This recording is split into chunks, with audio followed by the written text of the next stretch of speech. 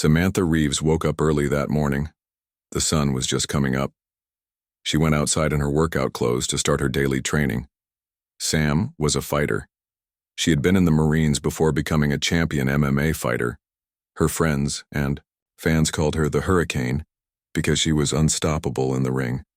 Sam was doing push-ups when a strange light appeared in her backyard. The light grew bigger and brighter. It turned into a circle of purple light that floated in the air. Sam stopped her workout and stared. She wasn't scared, just curious. From the purple circle, strange beings stepped out. They walked with grace. Their skin changed colors like the shifting patterns in oil. They were tall, almost 7 feet, with slender bodies. Their eyes were large and completely black with no whites showing. One of the beings stepped forward. "I am Cathara of the Navari sovereignty. We come in peace, Samantha Reeves of Earth." Sam blinked. "How do you know my name?" "We have been watching your planet for many centuries. We have seen your battles, your victories, your spirit." Sam crossed her arms. "What do you want? We invite you to compete in the Tournament of Champions.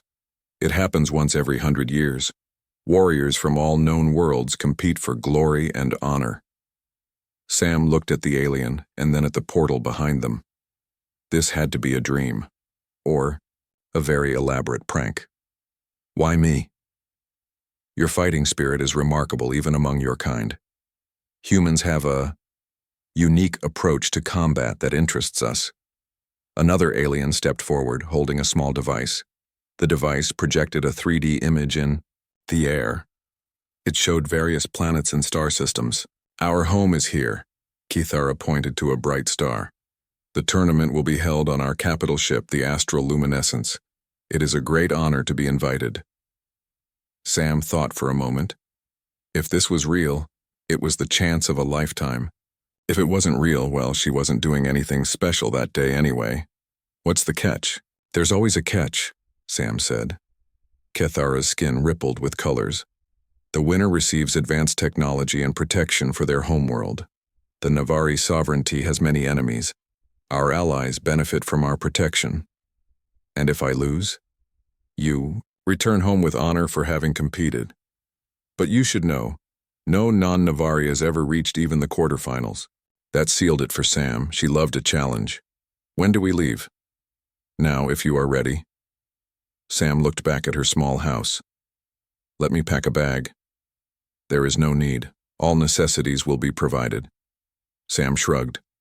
"All right then. Let's go." High above Earth, hidden by advanced technology, the massive ship Astral Luminescence orbited silently. In a private observation room, Princess Zephyrine watched the recruitment unfold on a large screen. Zephyrine was not like other Navari. Where most had skin that changed colors with emotion, hers was more vibrant, more alive with color. Now, as she watched Sam accept the invitation, her scales shimmered with blue and gold patterns. "Your Highness, your scales," her handmaiden Lyri whispered in awe. Zephyrine touched her arm, watching the patterns dance across her skin. "What does it mean?" Lyri, who had served the royal family for 3 generations, had only seen this pattern once before. "It is said to be a sign of destiny, Your Highness. The ancient texts speak of royal scales turning blue-gold when fate aligns." Zephyrine continued to watch Sam on the screen. "This human, she is different from the others we've invited." "How so, Your Highness?" She did not hesitate. She shows no fear, only excitement. Lyri studied the human on the screen. "She is small for a warrior." "Size is not everything in battle, Larry. Sometimes the smallest predators are the most deadly." The princess rose from her seat and walked to the window. Earth was beautiful from space, a blue marble wrapped in swirling white clouds. "My mother believes this tournament will secure my future, but she does not understand that I want more than a strong mate. I want—" She paused, uncertain how to express what she truly wanted. "Connection," Lyri finished for her. "You want what your parents had before your father passed." Zephyrine nodded. Her parents' bond had been legendary. They had been both rulers and true partners. Since her father's death, her mother had become cold, focused only on the continuation of their bloodline and the strength of their sovereignty. The tournament begins in 7 days. I want to meet them all before then, especially the human. Your mother would not approve. It could be seen as showing favoritism. Zephyrine scales flashed with defiance. I am not asking for approval, Leary. I am telling you what I intend to do. Back on Earth, Sam stepped through the portal. The sensation was strange, like walking through a waterfall that didn't make her wet. On the other side, she found herself in a vast, gleaming room. The walls seemed to be made of metal but had an organic quality, as if they were alive. Other beings were there too. Some looked almost human. Others were completely alien, beings made of what looked like stone, creatures with multiple limbs, even what appeared to be a being composed entirely of shifting, colored gas contained within a special suit. Sam felt a strange mix of emotions: excitement, wonder, and a touch of fear. But mostly she felt that familiar fire that came before a fight. She was going to prove herself against the best warriors in the galaxy. What Sam didn't know was that her arrival had set in motion events that would change not just her life, but the fate of 2 worlds. And high above, a princess with scales of destiny watched and waited for their paths to cross. The tournament began with a grand ceremony. All 80 warriors marched into the main arena. The arena could change its shape and conditions to match different battle environments. Today, it was a simple circle with a flat floor. Thousands of Navari watched from the stands. In a special box high above, Sovereign Thalarin sat on a floating throne. Princess Zephyrine sat beside her mother, her eyes scanning the warriors until she found Sam. "Warriors!" The Sovereign's voice boomed across the arena. "Today begins the test of strength, skill, and spirit. Fight with honor. The victor will bring glory to their world and join the Navarian Alliance." Sam's first match was against a warrior from a water world. The alien was quick and flexible, with 4 tentacle-like arms. The arena filled with shallow water to give the Waterworld warrior an advantage. Sam struggled at first. The alien moved like water itself, sliding around Sam's punches and kicks. But Sam watched and learned. She noticed the alien always spun, right when dodging. The next time the alien spun, Sam was ready. She caught one tentacle and used the alien's momentum to flip it hard onto its back. The impact stunned the alien, and Sam won the match. Over the next 3 days, Sam won 2 more fights. The other competitors began to notice her. Some watched her with respect, others with worry. No human had ever won 3 matches in the tournament before. After each victory, Sam returned to her quarters to find a small gift waiting: a healing salve for her bruises, a fruit that tasted like nothing on Earth but gave her energy, a data pad with information about upcoming opponents. The gifts had no notes, but Sam knew they came from Zephyrine. On the 4th day, Sam faced her toughest opponent yet, a warrior made of living stone from a high-gravity world. The alien was 3 times her weight and seemed impossible to hurt. Sam's punches just hurt her hands. The stone warrior grabbed Sam and began to squeeze. Sam felt her ribs bending, close to breaking. Then she remembered something from her Marines training. Even the strongest enemy has weak points. Sam spotted small cracks at the stone warrior's joints.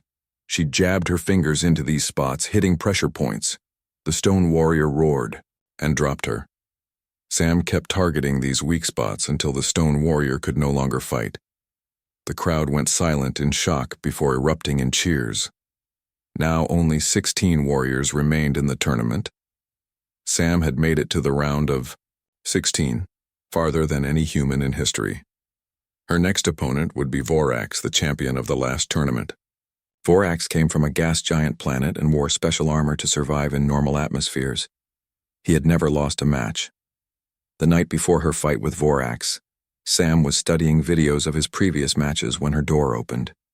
Princess Zephyrine entered looking worried. "You should not be here," Sam said, though she was happy to see the princess. "I had to come. Your next match." Zephyrine's scales pulsed with anxiety. "It will be in the vacuum arena." "What's that?" "A special arena. suspended outside the ship. Only a thin force field separates fighters from the void of space. Sam felt a chill. That sounds dangerous. It is, and Vorax thrives there. His people evolved in extreme pressures. The vacuum gives him advantage. Zephyrin sat beside Sam. No one would blame you for withdrawing. Sam shook her head. I don't quit, ever. Zephyrin's scales shifted to a warm gold. I knew you would say that. It is what I admire about you. Their eyes met, and Sam felt that strange connection again. Zephyrin reached up and removed a delicate chain from around her neck. On it hung a small crystal that seemed to hold a swirling light inside. This contains the essence of a dying star, Zephyrin explained. My mother gave it to me for protection. Before Sam could protest, the princess placed it around Sam's neck. The crystal felt warm against Sam's skin. I cannot show favoritism openly, Zephyrin said softly, but I can give you this. It may help against Vorax's energy attacks. Why are you helping me? Sam asked. Zephyrin's scales rippled with colors Sam had never seen before. Because when we touched, I felt something I never expected to feel with. A champion. Something my parents shared. Their hands found each other, fingers intertwining. The same soft glow appeared where their skin met. Sam leaned forward, drawn by a force she couldn't explain. Zephyrin met her halfway. Their lips touched, in a gentle kiss. The kiss lasted only a moment, but it felt like time stopped. When they pulled apart, both were breathing faster. That was, Sam began. Forbidden, Zephyrin finished, but her scales were glowing with joy. And perfect. A sound in the corridor made them both jump. Zephyrin quickly stood. I must go. But know this, Sam of Earth. Whatever happens tomorrow, you have already won something no other competitor has. What's that? Sam asked. Zephyrin placed a hand over her heart. This. After the princess left, Sam touched the crystal around her neck. It pulsed with warmth, almost like a heartbeat. The next day, Sam entered the vacuum arena. It was like walking into space itself. The floor was clear, showing the stars below. Only a thin, shimmering force field kept the air in and the vacuum out. Vorax waited on the other side. He was huge, his armor black with glowing lines of energy running through it. His face was hidden behind a helmet with a dark visor. Human, his voice rumbled through the communication system. You have fought well to reach this point, but your journey ends here. Sam touched the crystal at her neck. We'll see about that. The match began. Vorax was faster than he looked. His armor let him fly in the low gravity of the arena. He shot blasts of energy from his gauntlets that Sam barely dodged. One blast hit Sam in the shoulder, spinning her around. The pain was intense, like being burned and frozen at the same time. She heard gasps from the crowd. Sam looked up at the royal box. Zephyrin was standing, her hands pressed against the glass, her scales dark with worry. Vorax charged, ready to finish the fight. Sam touched the crystal again and felt a surge of warmth. On instinct, she held the crystal toward Vorax's next energy blast. The crystal absorbed the energy. It glowed brighter and brighter. Sam felt the power flow through her body. When Vorax came close, Sam released the energy in a blinding flash. The blast knocked Vorax back. His armor sparked and smoked. For the first time ever, the champion looked vulnerable. Sam used her marine zero-gravity training to propel herself toward Vorax. She landed on his chest and found a weak spot in his armor near the neck. She struck there again and again until Vorax's systems failed and he drifted defeated. The arena was silent. Then a single voice cheered, Princess Zephyrin, standing in her royal box, her scales blazing with blue-gold light. The crowd followed, erupting in wild cheers. Sam had done the impossible. A human had defeated the reigning champion. She was going to the quarterfinals. As medical drones carried Sam back to the ship, she looked up at Zephyrin. The princess pressed her hand to the glass, and even from a distance, Sam could see the glow between her fingers. In the royal box, Sovereign Thalorin turned to her daughter with suspicious eyes. "That crystal the human wears," the Sovereign said, coldly. "It looks familiar." Zephyrine scales paled, but she kept her face calm. "Many crystals look similar, Mother." "Indeed." The Sovereign's eyes narrowed. "How interesting that a human has advanced so far. Almost unbelievable." "Perhaps humans are stronger than we thought," Zephyrine suggested. "Perhaps." The Sovereign rose from her throne. "Or perhaps someone has interfered with the natural course of the tournament. That would be most unfortunate." As her mother walked away, Zephyrine felt a chill of fear. Not for herself, but for Sam. The tournament had just become much more dangerous.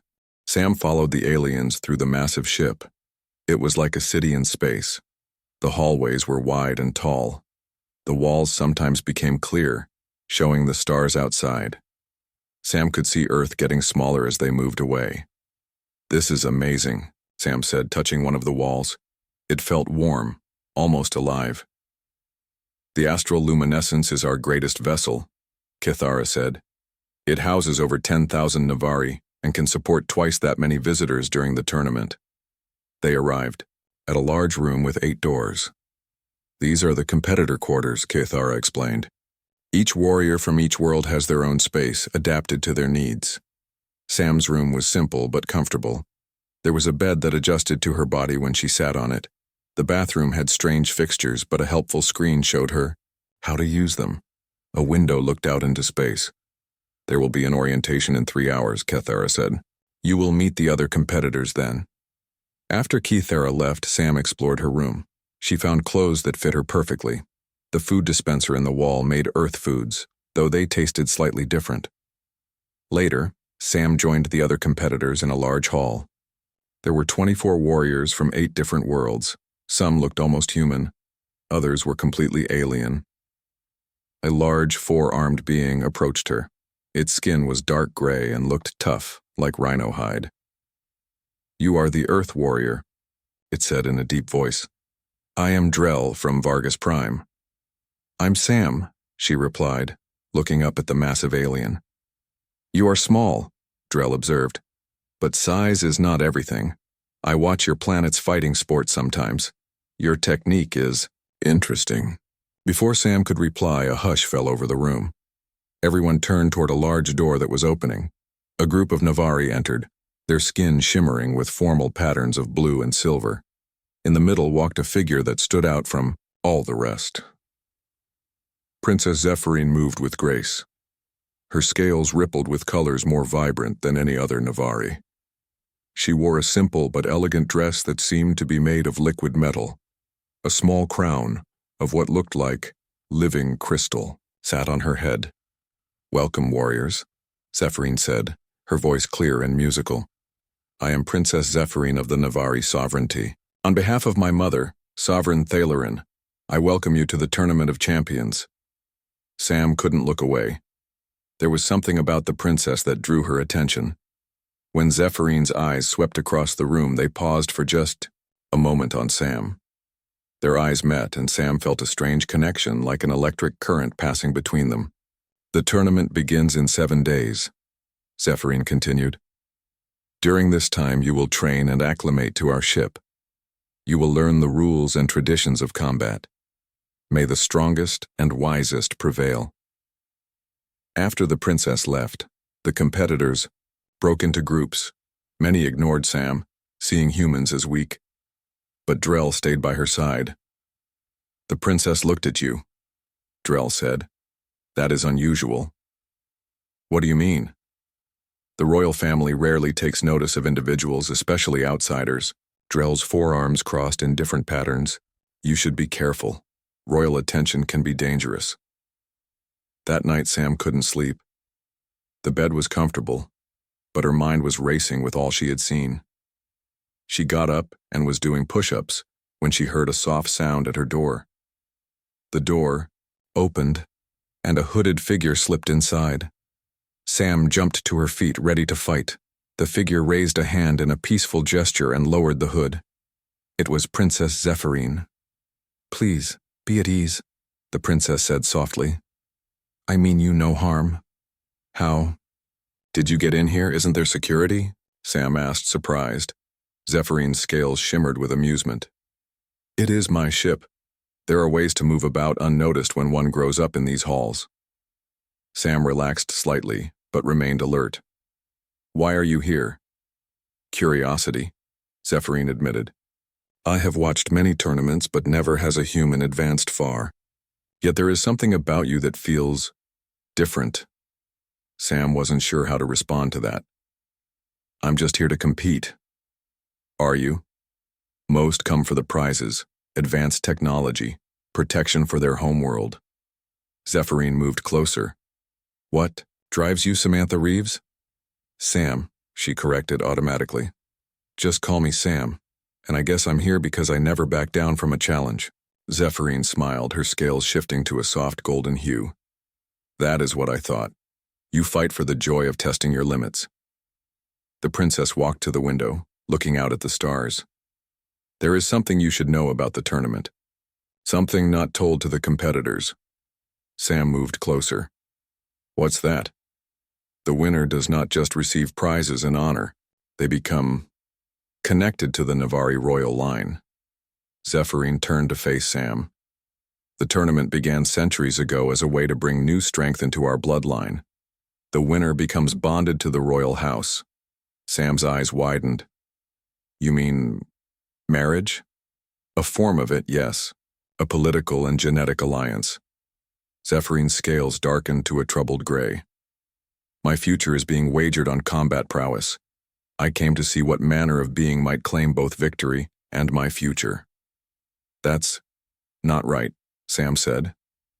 You should be able to choose. Such is the burden of royalty. Zephyrine moved even closer. You are different from what I expected. In a good way, I hope, Sam said with a small smile.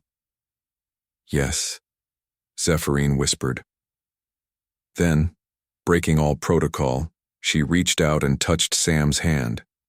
The touch sent a warm, tingling sensation up Sam's arm.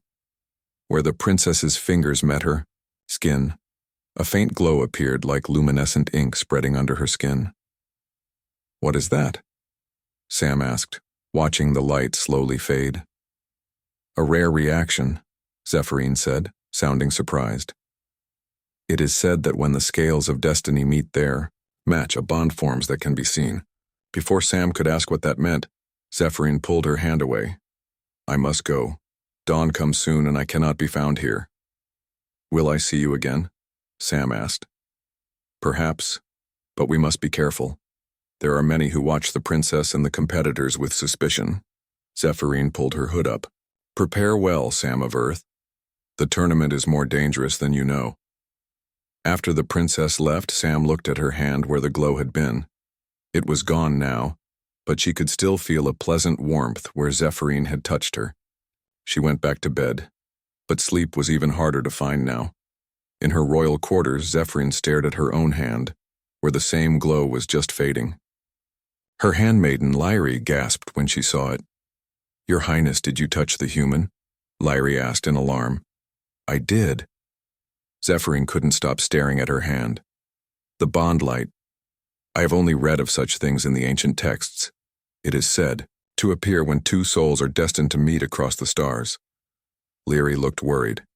Your mother must not know of this. No, Zephyrine agreed. She must not. Not yet. As she prepared for bed, Zephyrine found her thoughts returning to the human warrior with the bright eyes and brave heart. For the first time in her life, she began to hope for an outcome to the tournament that would please her, not just the sovereignty. News of Sam's victory over Vorax spread quickly through the ship. The other competitors looked at her with new respect. Some even feared her. The Navari whispered as she passed in the corridors. A human in the quarterfinals was unprecedented, but not everyone was happy.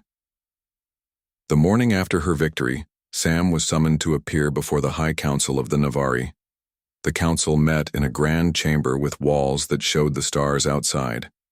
7 elder Navari sat on curved benches around a central platform where Sam stood. Sovereign Thalerin sat in the center, her scales a cold, metallic silver. Princess Zephyrine sat to her right, her face carefully blank. Samantha Reeves of Earth, the Sovereign's voice was like ice. Your victory yesterday was remarkable.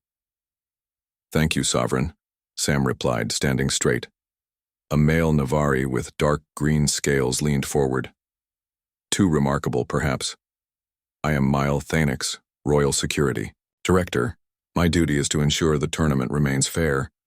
Mile Thanix tapped a crystal on the table. A hologram appeared in the air showing footage of Zephyrine visiting Sam's quarters. The princess has visited you 3 times, Mile Thanix said. And now you wear a royal crystal. A crystal that somehow absorbed Vorax's energy attacks. Sam touched the crystal at her neck. She glanced at Zephyrine, whose scales had paled. The crystal was a gift, Sam said simply. Gifts that provide advantages are forbidden in the tournament, another council member said. This is cheating. Sam felt anger rising.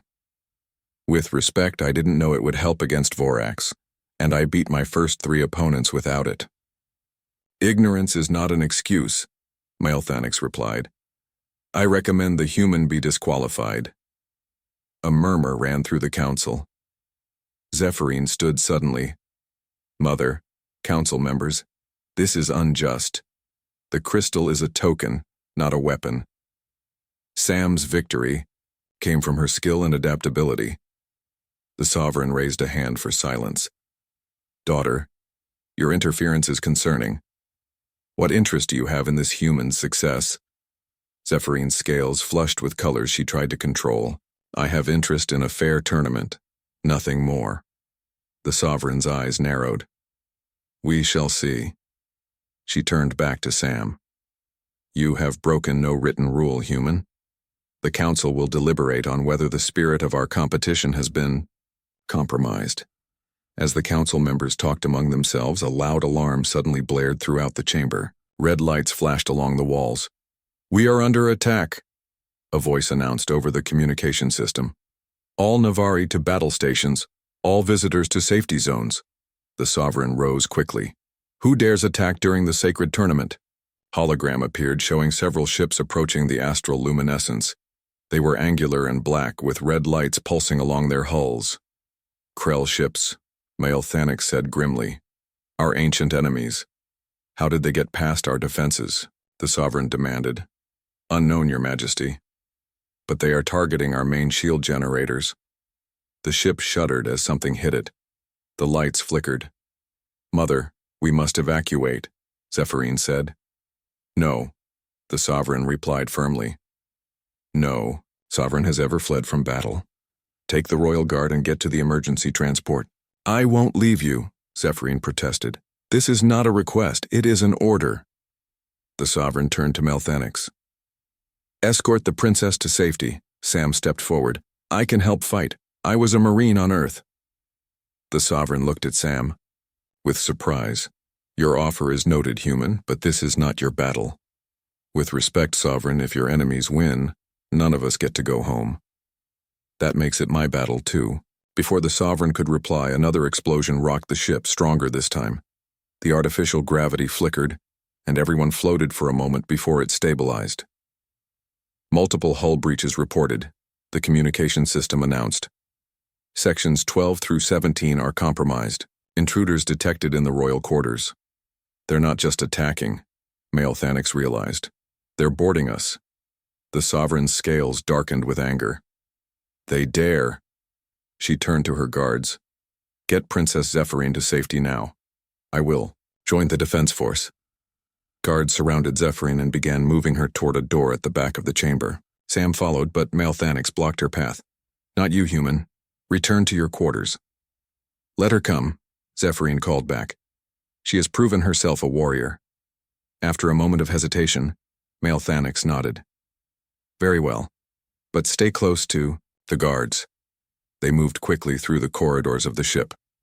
Emergency lights flashed and Navari ran in all directions, some to battle stations, others to safety zones.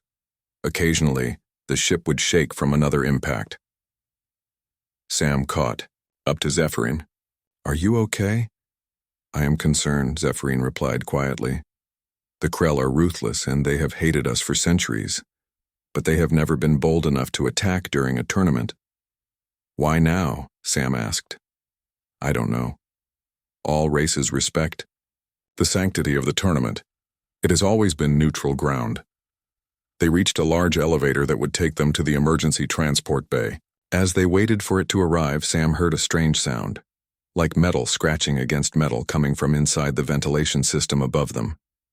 Get down, Sam shouted, pulling Zephyrin away from the vent just as it burst open. 3 aliens dropped into the corridor. They were not Navari. Their bodies were covered in gray, segmented armor that looked like it was part of their skin. Their faces had no noses, just breathing slits, and their eyes were red with vertical pupils. Krell! One of the guards shouted, raising a weapon. The Krell were faster. They fired strange guns that shot not bullets but some kind of energy net. 2 guards were caught and fell to the ground, unable to move. Male Thanix drew his weapon, but one of the Krell threw a small device that attached to his chest. Electricity coursed through his body, and he collapsed. Only Sam and 1 guard remained, standing with Zephyrin between them. The guard fired at the Krell, hitting one in the shoulder. Black fluid leaked from the wound, but the Krell barely slowed down. Sam grabbed a fallen guard's weapon. It was unlike any gun she had used before, but the basic principle seemed the same. She fired, hitting another Krell in the leg. Run, Your Highness, the remaining guard shouted to Zephyrin, pushing her toward a side corridor. But as they turned to run, more Krell appeared at the other end of the corridor, blocking their escape. They knew exactly where to find you, Sam realized, backing up, to stand beside Zephyrin. This was planned. The first Krell approached, its red eyes fixed on Zephyrin. Princess, it hissed in a raspy voice.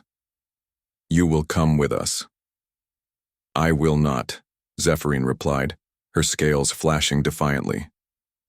You have no choice. The Krell raised its weapon. Sam stepped in front of Zephyrin. You want her? You go through me first.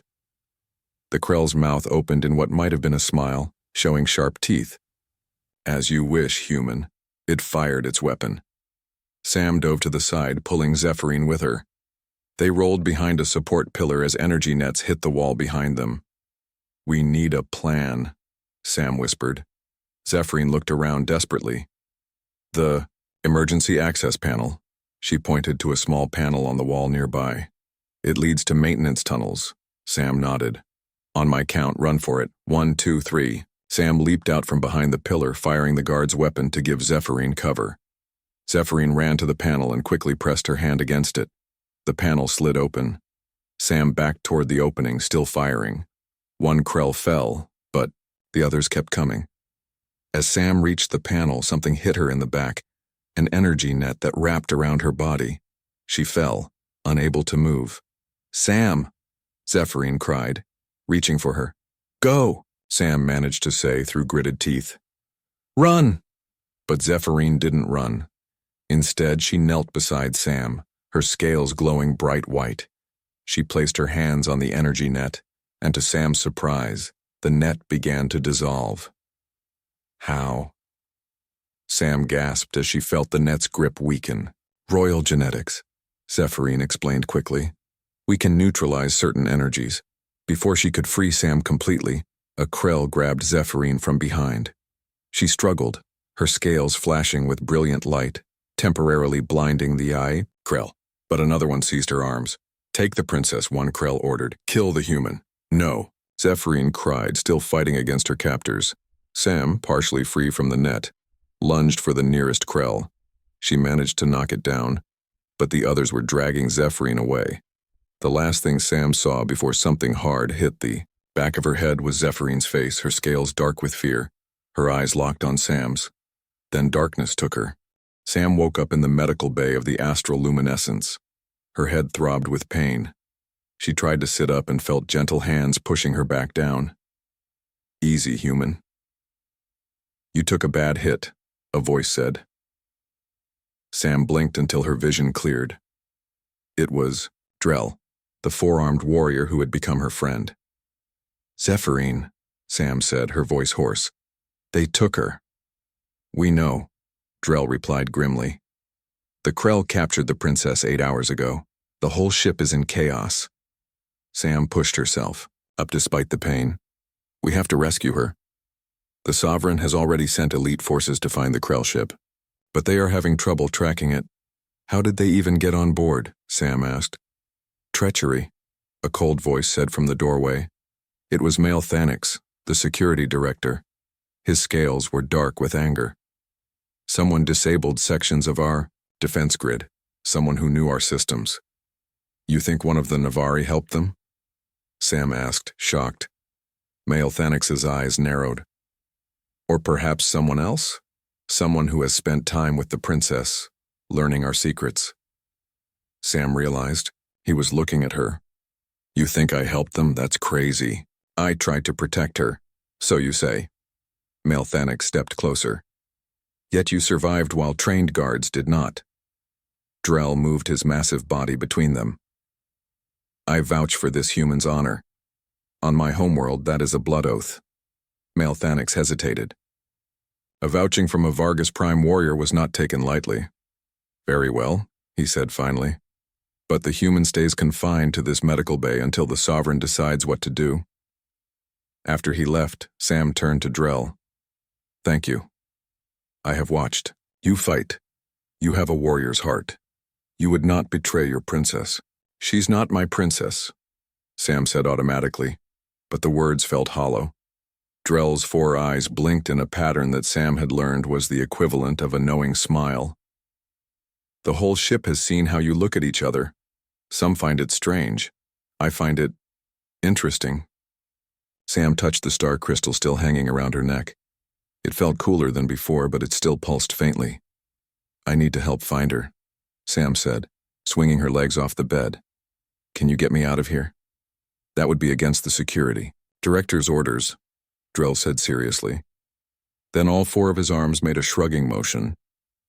But he did not order me to stay here with you. If I were to leave and not secure the door properly, that would be unfortunate. Sam grinned. Very unfortunate. Once Drell left, Sam waited a few minutes, then slipped out of the medical bay. The corridors were less crowded than usual, with most Navari at battle stations. Those she did see were too busy to pay attention to one human. Sam made her way to the competitor's quarters. She found Vorax, the champion she had defeated, repairing his armor. Human, he said when he saw her. You should be resting. I need your help, Sam said, getting straight to the point. The princess has been captured, and I'm going to find her. Vorax's helmet tilted. Why come to me? I am your defeated opponent. Because you're the best warrior here and you know space combat better than anyone. The compliment seemed to work. Vorax set down his tools. What do you propose? I think the Krell took her for a reason. They must want something specific. The Royal Heartstone, Vorax said immediately. The what?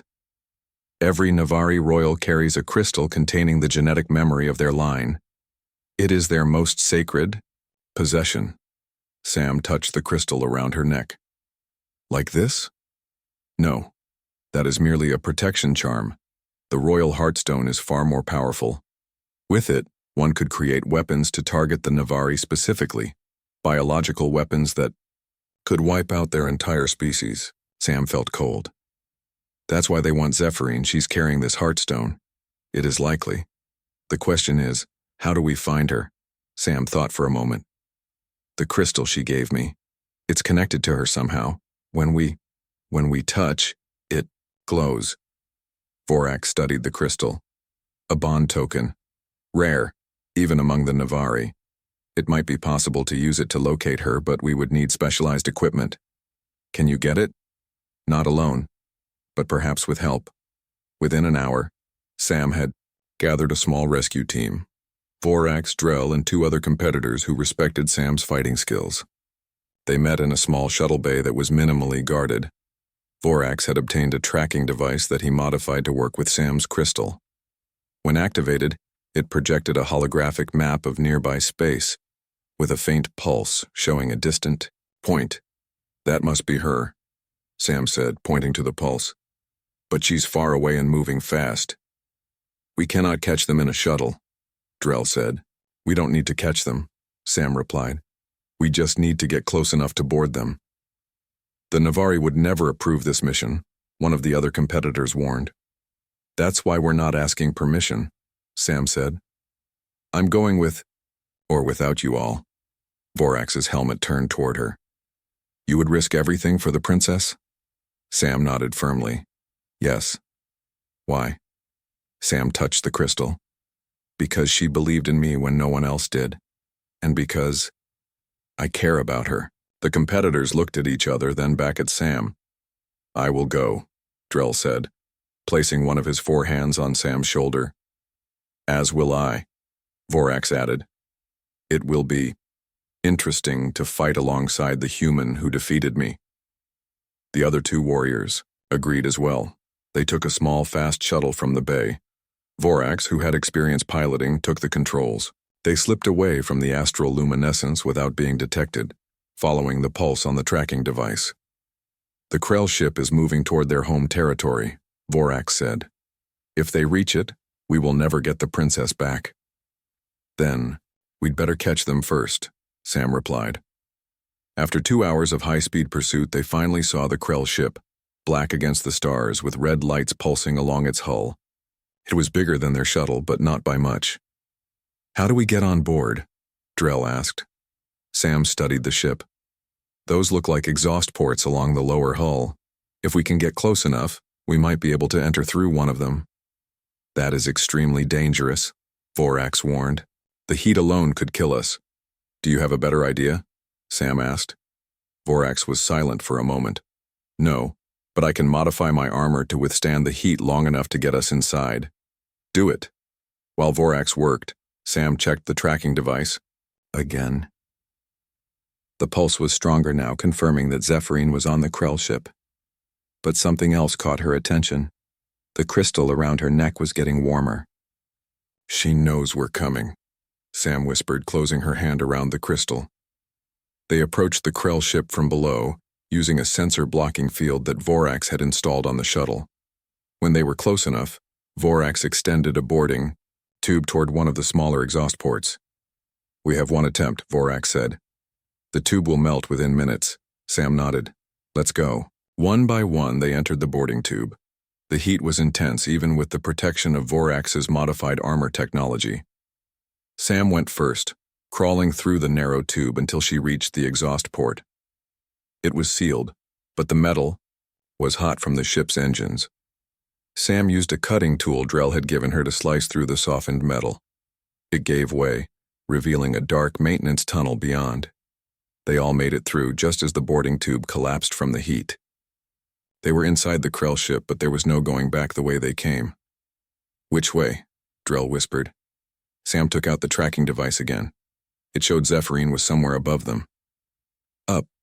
We need to find a way to the upper levels.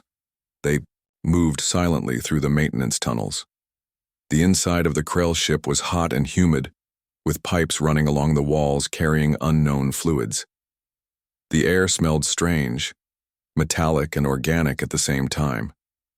They encountered 2 Krell engineers and quickly subdued them. Drell, who had some knowledge of Krell language, examined a terminal they found. The princess is being held in a laboratory on the command level, he reported. They are preparing to extract something from her. The Heartstone, Vorax said, grimly. We need to hurry, Sam said, feeling the crystal growing warmer against her skin. They found a lift that took them to the upper levels. As they reached the command deck, an alarm suddenly blared throughout the ship. They've detected us, Vorax said. Run, Sam ordered. They sprinted down the corridor, following the tracking device. Krell soldiers appeared, firing their weapons. Drell and the other warriors engaged them, creating a path forward. Go, Drell shouted to Sam. We will hold them here.